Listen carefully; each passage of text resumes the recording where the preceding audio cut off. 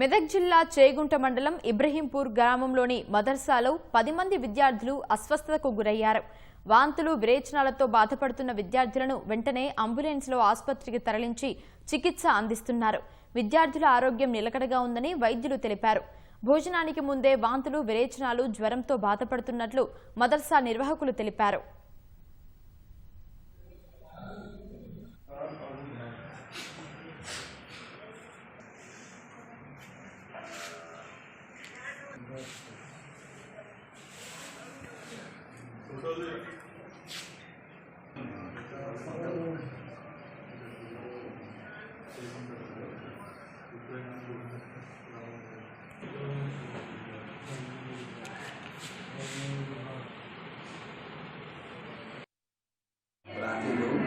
వెంటనే అంబులెన్స్ తీసుకుని రామన్పేట దవాఖానకి వచ్చినాం.